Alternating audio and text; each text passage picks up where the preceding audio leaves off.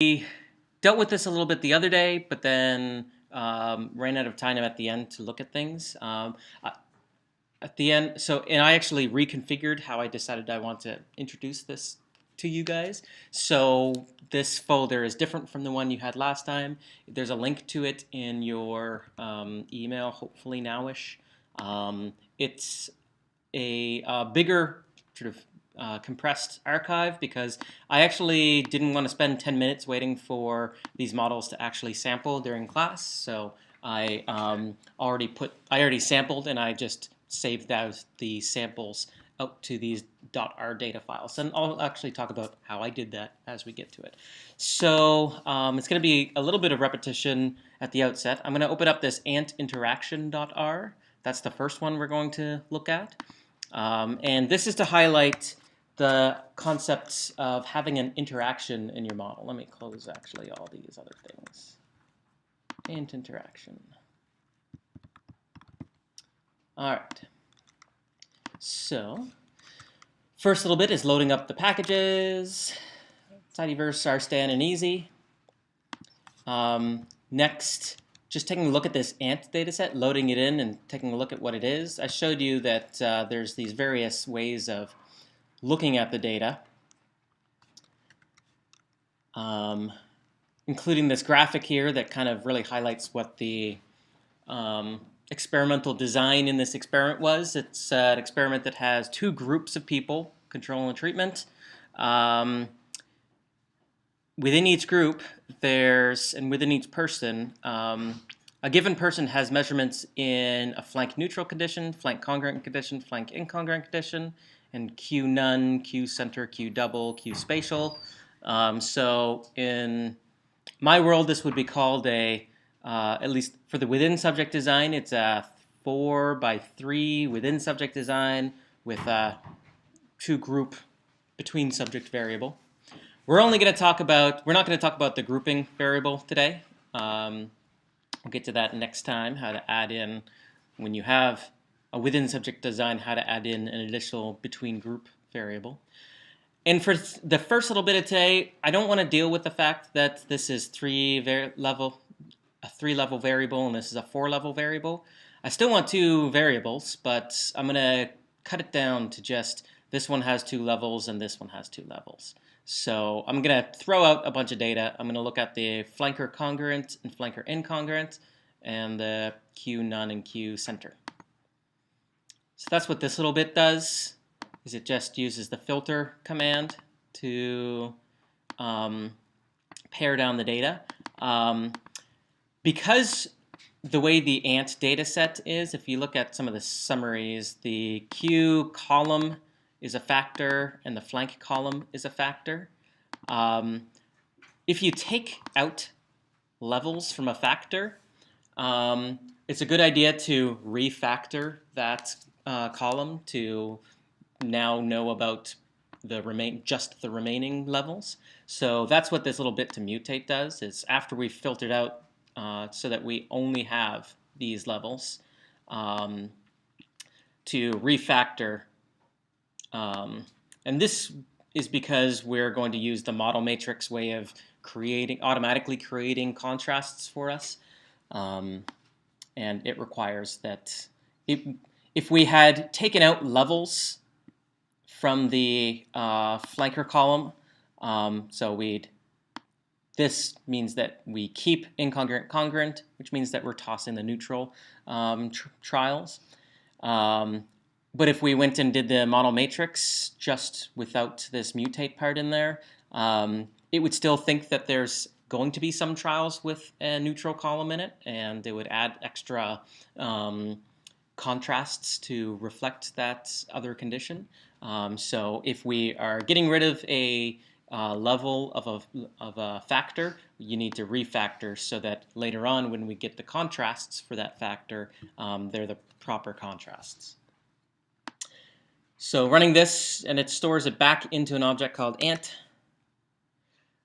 We can confirm that we sort of have reduced the design to just 2 levels of incongruent and 2 levels of Q. And we'll prep the data for Stan. So the first thing, when we talked about this model matrix way of doing things to just automatically create the contrasts, I had you set the contrasts ahead of time using this options section. So in theory, you can actually set the contrasts for each column individually by hand. So if I wanted to set the contrast for the flank column in the ant data set, I'd say ant flank, but I'd say contrasts ant flank. And this is one of the rare scenarios where you have a function on the left-hand side of an equal sign. Usually, you just have an object on the left-hand side, and functions typically appear on the right-hand side.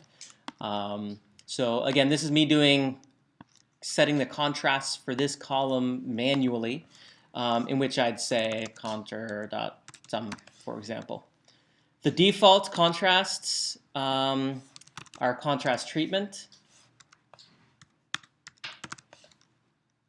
And mathematically, it shouldn't matter which contrast you choose. You'll generally get the same results. But I played around the other day, and I discovered that the sum contrast, well, I should say, I just had an example of setting things manually. If you don't set them manually, it's going to take whatever is set in the general options for R as the default contrasts. So that's why I don't want to go through and manually enter all the contrasts that I'm interested in.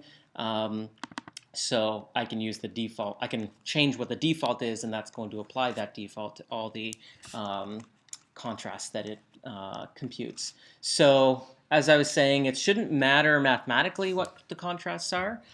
It changes what the priors mean a little bit.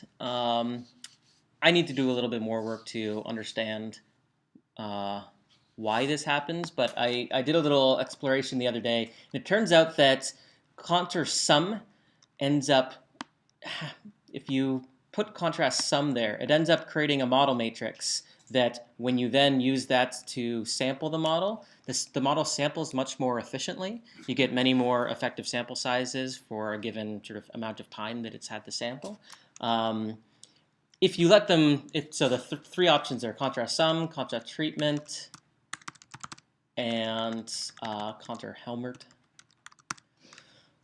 If there's only two levels for something, like flank right now has two levels and Q has two levels, contour sum and contour Helmert are the same, so there's no distinction. Contour treatment will be different, and I don't actually want to go into what these actually mean.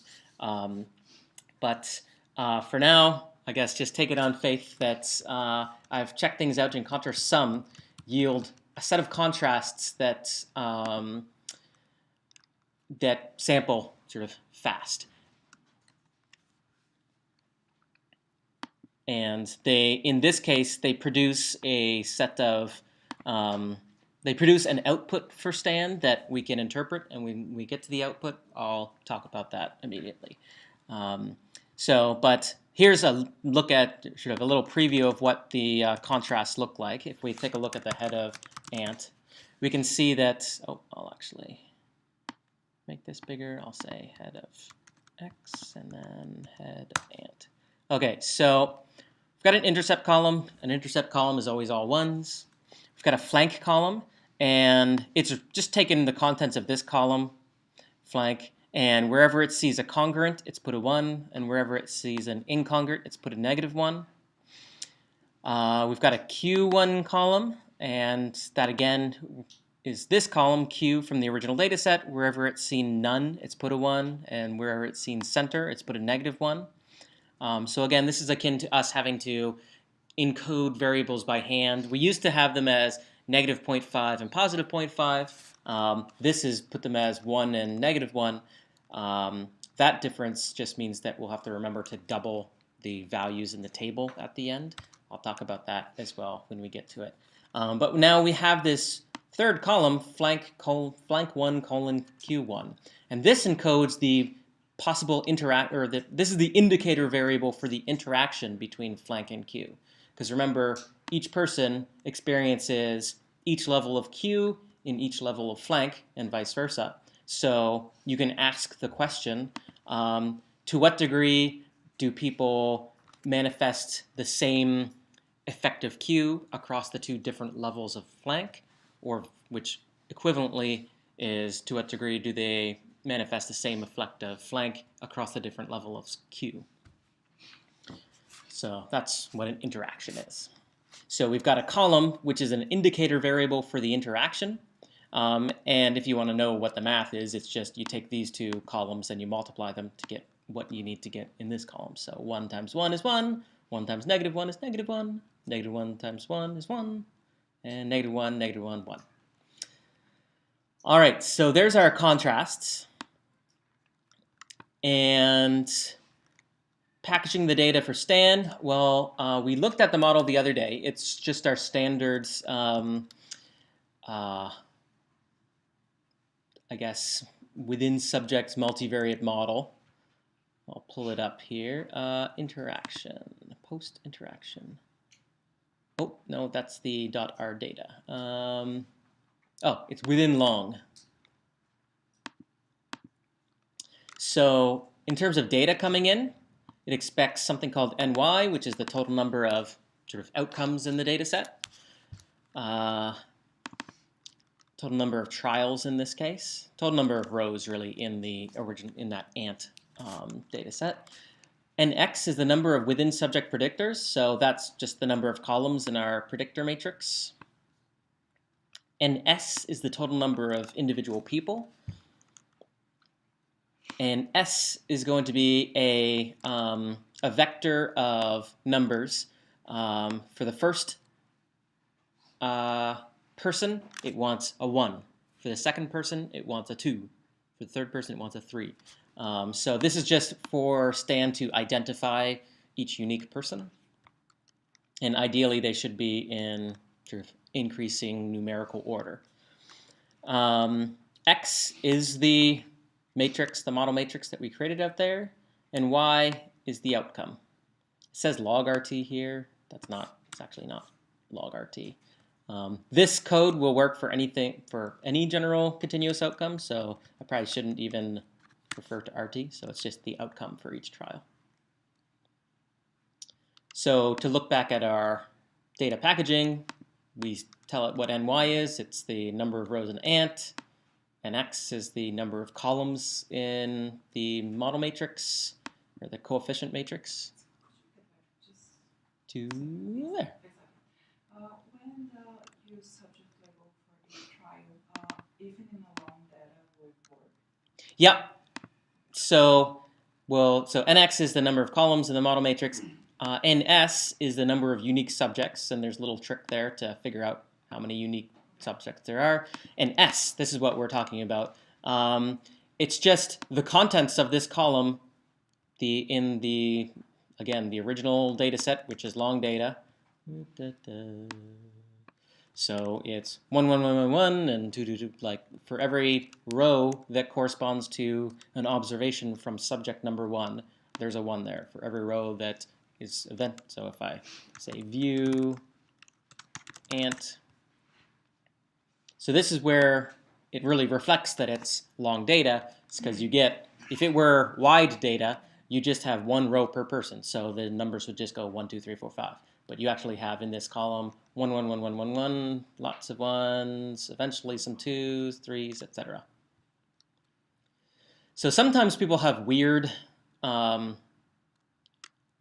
of labels for a given person. Here, this data set's nice and clean in that the first person's label is 1, the second person's label is 2. But maybe the person that I had booked to be number 3 didn't show up that day, so I skipped the number 3. So you might have non-sequential numbers in this. You might even have letters for maybe the initials for the person and not sequential numbers. So the next line in packaging the data is a trick to account for the fact that your sort of subject identifier column might not be the sequential numbers that Stan wants to have. So the trick there is to turn it into whatever's in that column into a factor. Now, in the ant data set, that column already is a factor.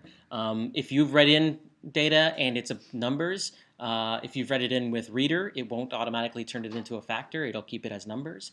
So you want to first turn it into a factor and then turn it into a number. Why does that make sense? Well, by turning it into a factor, even if it's a number, and even if it's non-sequential numbers, it puts the numbers in alphabetic order, and given each sort of entry for a number a label in terms of its order. So there's a number associated with, so if you had the subject numbers 1, 2, 4, 5, the person with the number 1 as their label would have order number 1. The person with 2 as their label would have order number 2. The person with 4 as their label would have order number 3. And with 5 as their label, it would have order number 4. So it creates sort of an internal representation in this factor column now where there's a sequential ordering of the content of this column. And it's regardless of whether the number was originally an actual number or maybe somebody's initials, because you can turn the initials into an alphabetic ordering. So it's this when you have it as a factor, there's something sort of in the internal representation of the factor that encodes the original ordering. And if you turn a factor into a number, you get out that order value. This actually can screw you up if you're using factors in other ways where you'd expect to get out like the number. Like if you actually had a number, you turn it into a factor, and then you turn it back to a number, you'd expect to get the original number that was in that column back out. You don't. You get out its order level, or its level order value. So this is a trick. I mean, we can use that somewhat unexpected behavior as a trick to automatically get out a sequential set of numbers 1 through the maximum number of people that you have as labels for each person, rather than whatever you had in here. And we need that sort of sequential ordering because the stand file wants it.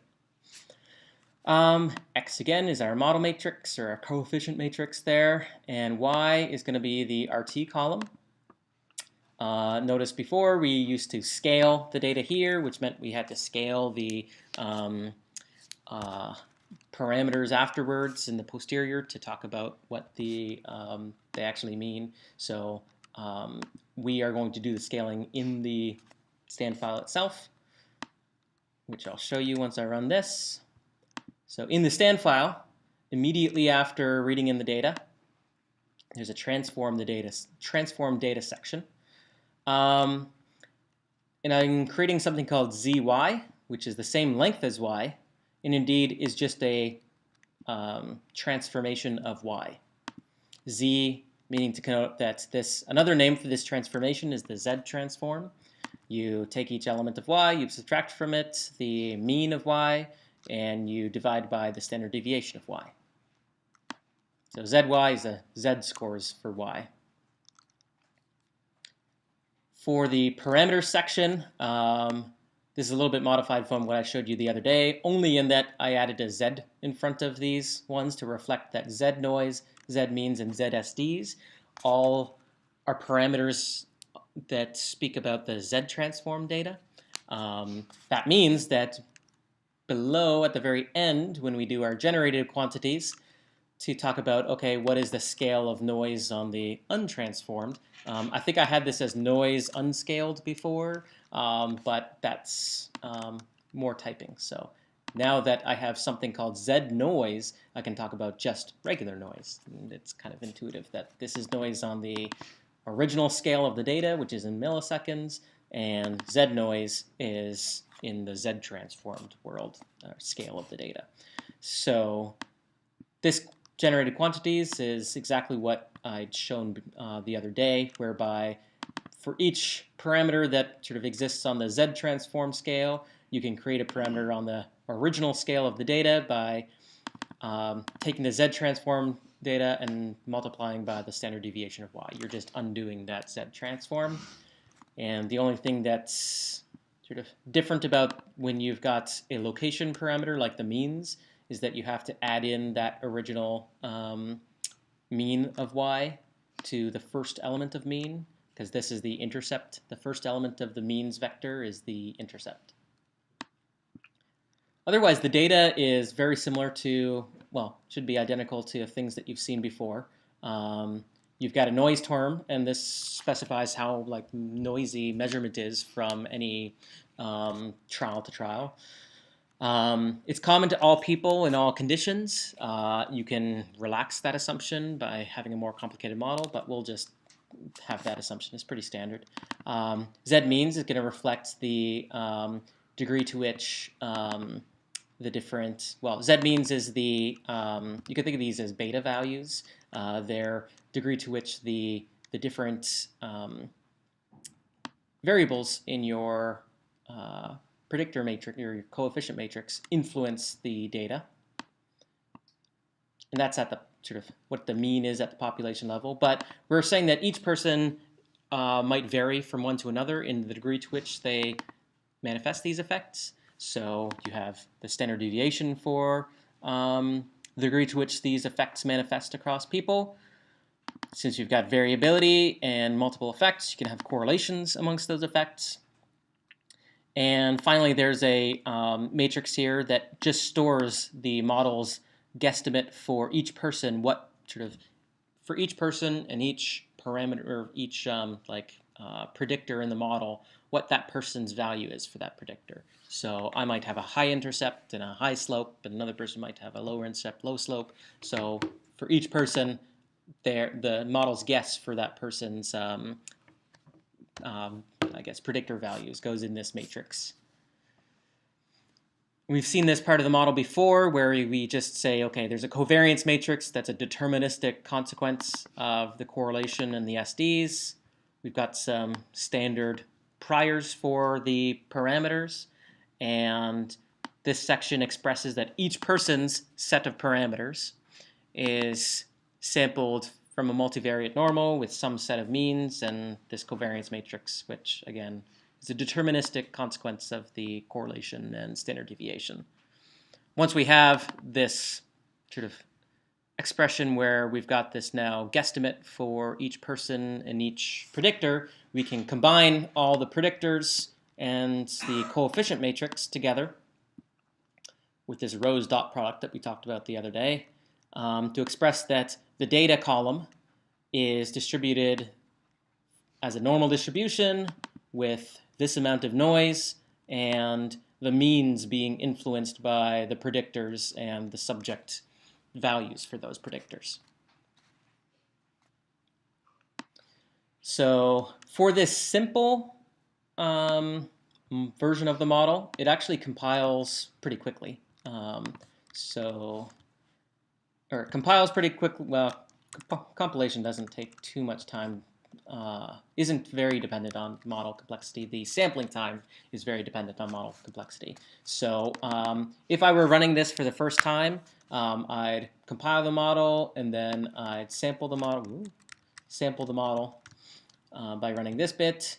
If I knew that I might want to come back and redo some of the visualizations that we're about to do, I might save the resulting posterior samples, and this is how you save. You just say save the object that you want to save, and then the next argument you name it as value equals, and then you put in a character string the name of a file that you want to write out.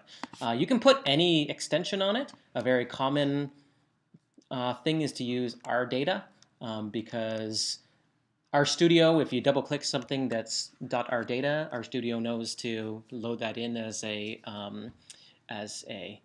sort of a stored-away R object.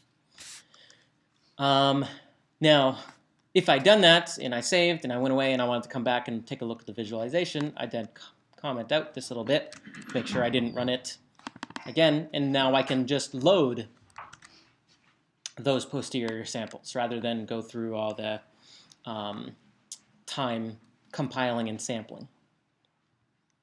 So having now loaded what I ran at home, I can check the posterior for this model. So we can look at the noise parameter. got a mean of, well, first checking R hat is 1, effective sample size is above 1,000, great. It's got a mean of 50 and a credible interval that's pretty tight, right around 50, 49 to 52.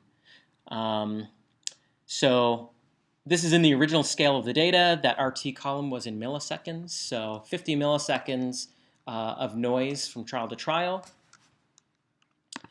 Take a look at the posterior for that means parameter vector. So this again is the first entry here. Oh, first of all, checking our hat's all 1. Effective sample size is all above 1,000. The first one is that intercept. So that means on average people were around 440 milliseconds. It took them about 444 milliseconds to respond. With a credible interval of 439 to 447, so fairly narrow. The next two, this one is whatever, if, I guess, let me look at the head of X. So the first column is the intercept. That means the first row in this one refers to the intercept. The second column here refers to what would be called the main effective flanker. So that's what this first row is. We're not sure whether this is a negative number or a positive number. Simply depends on whether which condition got labeled as -1 and +1. We can look at that. It's easier to look at that by looking at the condition posteriors. But for now, we can talk about the magnitude, and it's about 40 milliseconds with a fairly tight credible interval, 43-ish to 37-ish. So that suggests that there is a, 0 for a main effect of the flanker predictor is not very credible. Ditto, we've got another column here. The third entry here refers to the third column in our predictor matrix, so it's Q. So it's got a value of about 20 there, fairly tight credible interval, 16 to 23. And the last one refers to the interaction term. So it's got a magnitude of 5, ranging from about 2 to 8. So again, 0 is not very credible for the value of this interaction term. So I might conclude from that that the effect of Q does differ depending on what level of flank you're in, and ditto, the effect of flank differs depending on what level of Q you're in. Those are equivalent expressions of what this interaction would mean. But this is a good sort of data set that it would be a good idea to actually visualize like the actual conditions. So you can actually go through and say, okay, if I'm trying to imagine what the predictions were for the Q incongruent, or sorry, Q none flanker incongruent, you could actually figure out by combining all these numbers by hand, like how to get the prediction for those conditions. You wouldn't get out the posterior, like your credible interval for each condition if you did it by hand looking at this table. So I give you a little script that automatically does those computations for each sample from the model. So that way you'll get credible intervals for each condition.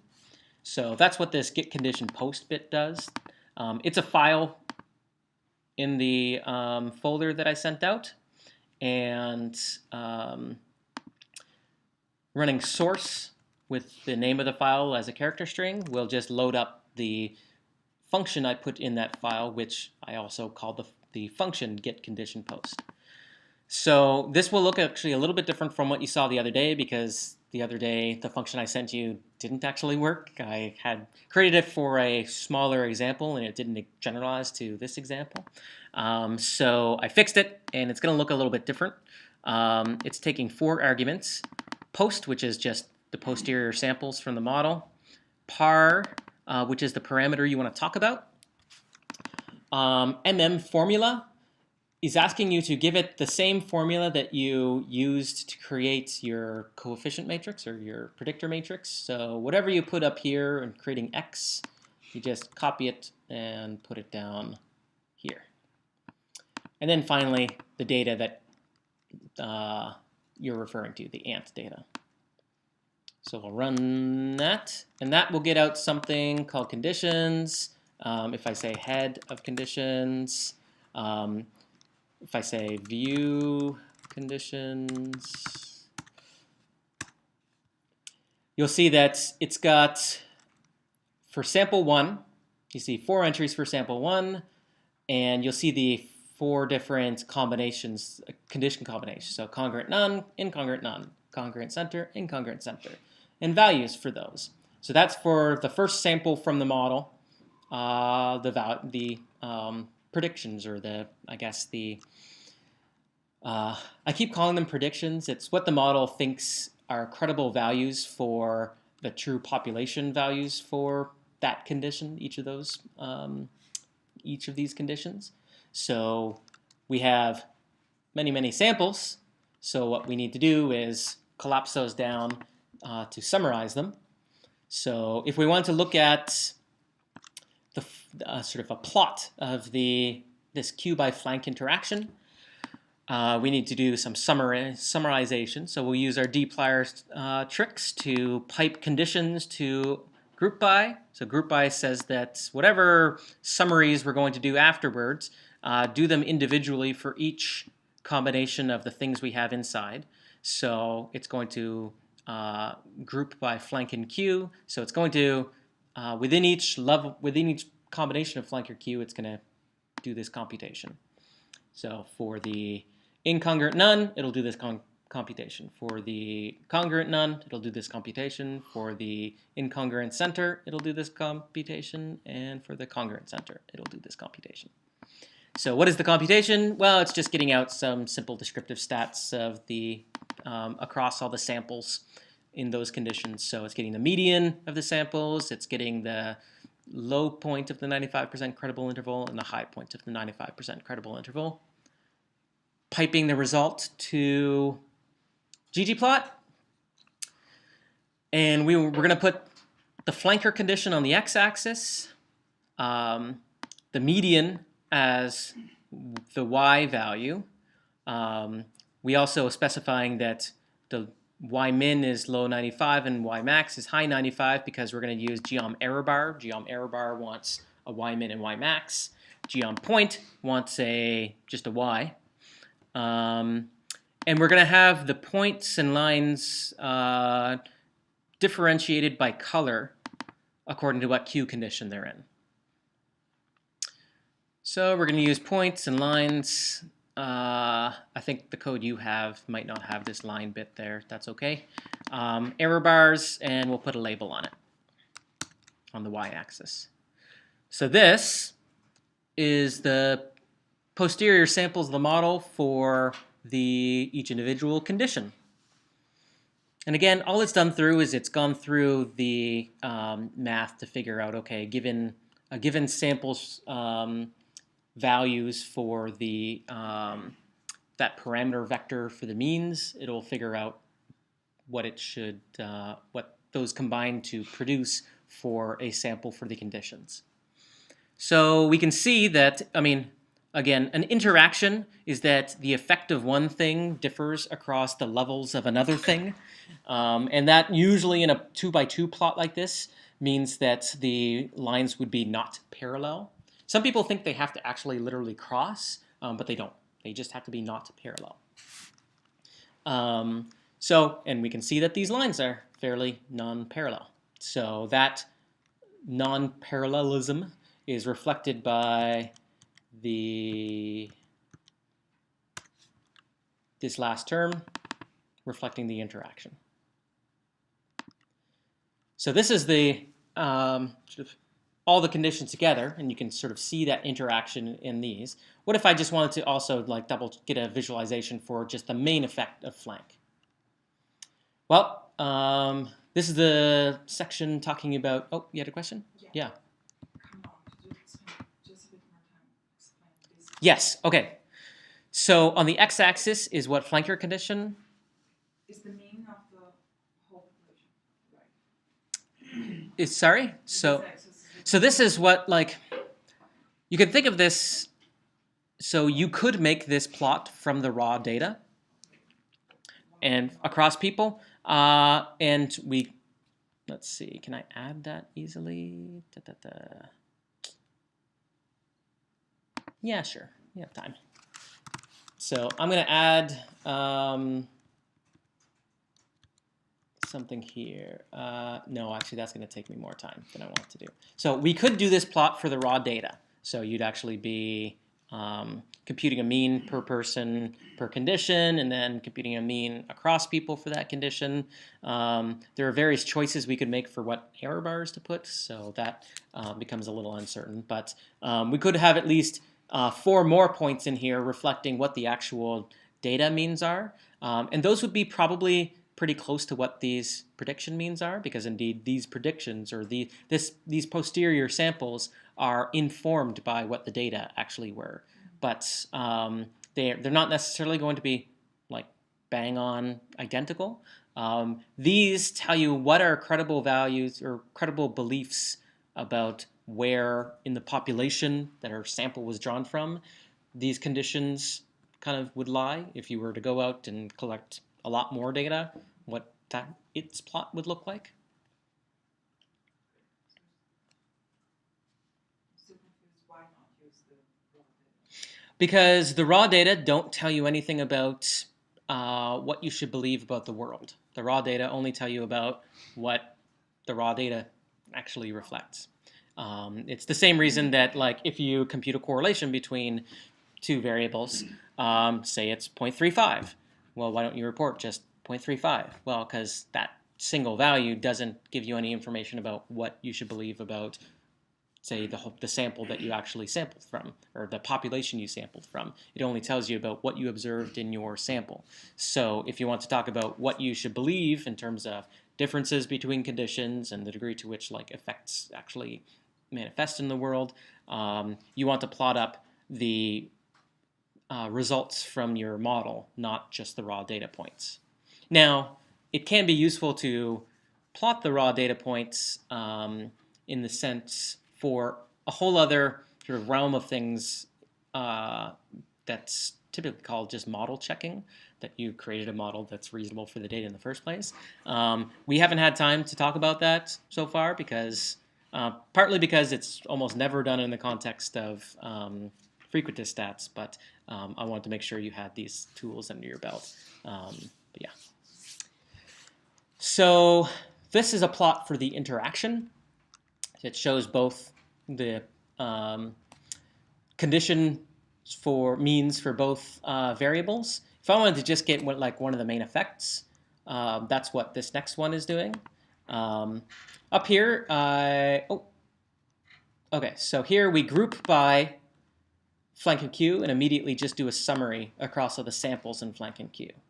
If I wanted to get a visualization for Q, but ignoring flank, what you would do is you'd first group by sample in Q, which means that for each sample and each Q level, it's going to go and it's going to compute a mean of the values in the conditions data frame. There's only going to be 2 values in the thing that it's computing a mean across, the value in the congruent condition and the value in the incongruent condition. So that's what I mean by ignoring flank, is you're saying, okay, if we average the 2 values for flanker condition, what would the sample reflect there? So first you average across the things you don't care about. You group by the things you do care about, sample and Q, and you average across the things you don't care about.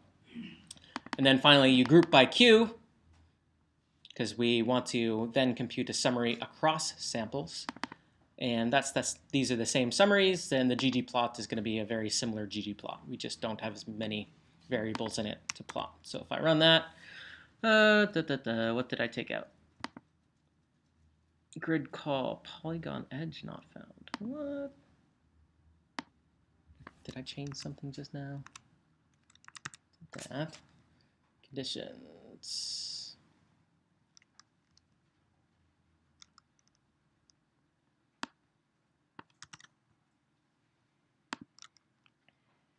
that looks good. That looks good.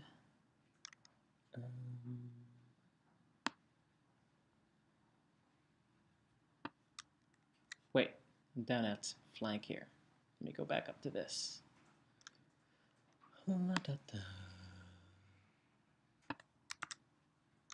So, well, this is a table of those medians and credible intervals for those conditions.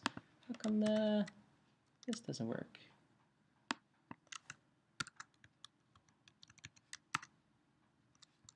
On point. Q, med low 95, high 95. Is this twos? Does this original one still work? No. Ah, okay. Something's gone awry with like the plot. This was a weird error in the first place. Let me actually show it to you.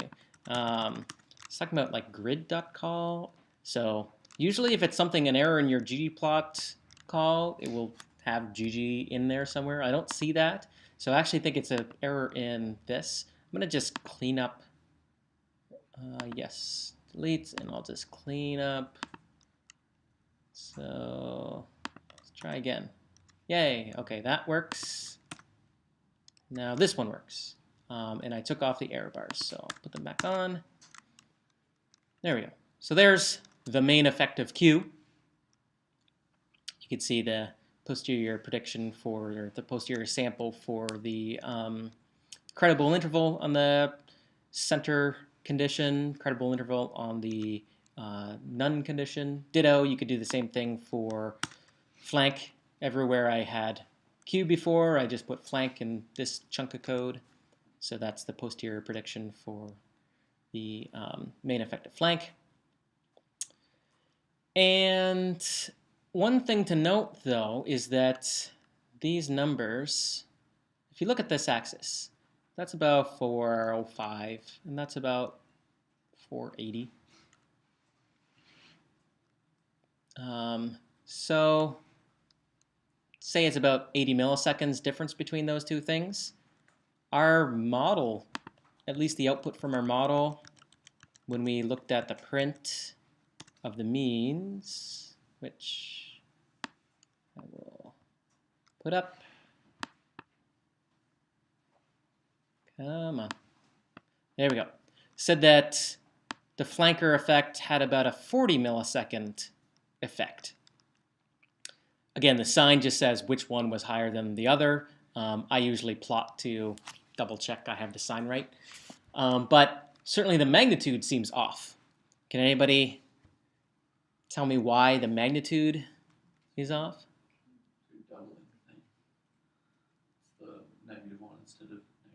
Yeah, so remember way back when we were doing the contrasts by hand, I suggested you label one thing positive 0.5 and another thing negative 0.5, and that way the slope between them that is going to be the so when the model estimates a slope for that contrast, that slope will be the size of the difference between the two things. This model has put a -1 and a +1 for the two levels of this variable. And the way the math works out, that means that the value in this column is 2 times, or is half of what it should be. So this is actually something that I keep meaning to like create my own contrast function that automatically puts the right ones. So puts 0.5 and -0.5 for the main effects. And it's a little tricky because the rule is that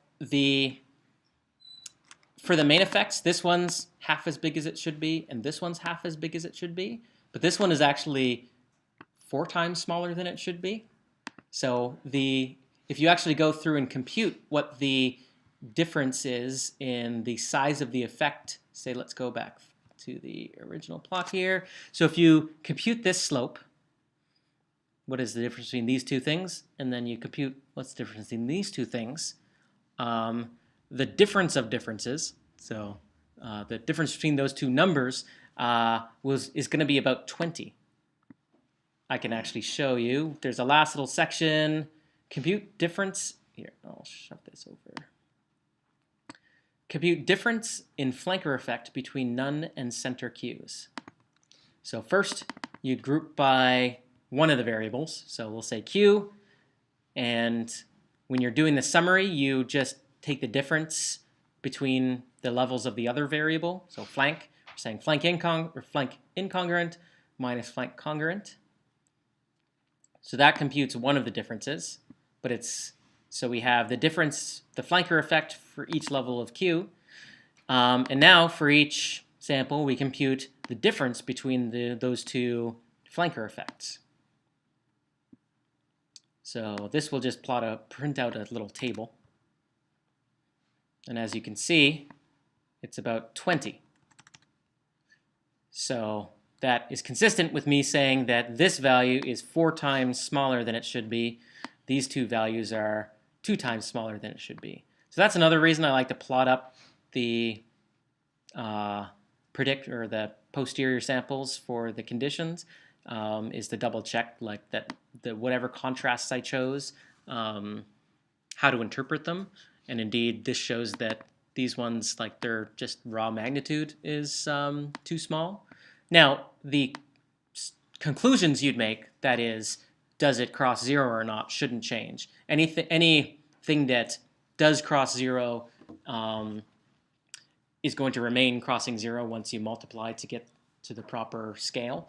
But it's annoying. I'm hoping to figure out a way to make this automatic so that you don't need to double check afterwards, so that these do spit out the proper numbers, but that's a work in progress. So for now, you need to double check those numbers. A general rule is that the main effects are twice as small as they should be, and the interaction is 4 times as small as it should be. So this model, so we've spent a bunch of time talking about what's normally of interest in these models, which is the degree to which our predictors have an effect on the outcome. There's some other variables in the model. So the SDs variable talks about the degree to which there's variability in the population from one person to another, in the degree to which the effects manifest. Those are not super interesting unto themselves. They speak a little bit to, like, if you were to report these, somebody else would be able to come along and use these numbers to determine how many people they should run in their experiment, if they're doing a replication or extension of yours. But these numbers aren't super interesting unto themselves. What might be interesting would be the correlations. So there's 4 predictors in our model. They have pretty straightforward interpretations, and there's going to be a 4x4 correlation matrix. Unfortunately, it can't actually show that full nice 4x4, so it puts it in a table format. But you guys have seen these correlation matrices before. You can kind of eyeball the 95% credible interval here, and none of these exclude 0. So 0 is included in the credible interval for all of these. So 0 remains a credible value for all these correlations. So that's worth reporting. Now, these R-hats actually are a little bit, well, actually, if you round those off, those are going to be 1, but the effective sample size is maybe a little low for some of these. So you might rerun it with a few more, say, twice as many iterations to get these up above 1,000. But I don't think the credible interval is actually going to start excluding 0 once you get more samples in this particular case. So that would be another thing that you could comment on from a data set like this, that there doesn't seem to be sort of any correlation. If there were, say, for example, a correlation between this one. So this is 1 is the intercept, 2 is the flanker effect. That would say there was a positive correlation. That would convey that the people with higher intercepts, that is higher overall RTs, slower overall, would have larger flanker effects. And vice versa. But there's no correlation, so we don't have to do any interpretation on this. There's a little chunk of code that I'm not going to go through at the bottom, but you can take a look at it if you're interested. And this actually will go through, like we can visually take a look through this list ourselves, but for more complicated models that have more predictors in the contrasts, the correlation matrix starts getting really big and it's hard to look through. So this actually just goes through mechanically and checks each one whether its credible interval excludes 0 or not, and collects the ones that do in a list and prints that list out. But if you run it through, that list in the end is null. There's nothing in that list. So all these credible intervals still include 0. So that's the case for the interaction. But that original data, I'm going to open up this ant full now.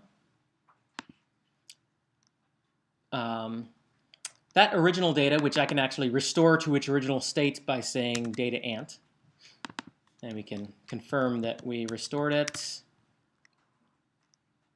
Yep, it's back to its original 4x3 format.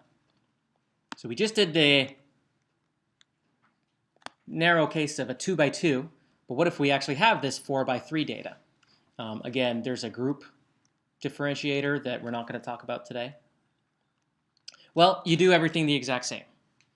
You set up your contrasts the exact same, your contrast matrix the exact same, and you package the data the exact same. You use the exact same model, and you can look at it the exact same. Let's actually look at what those contrasts actually look like, though. As I said, when you have many more levels of a predictor or many more predictors, your contrast matrix starts getting more columns.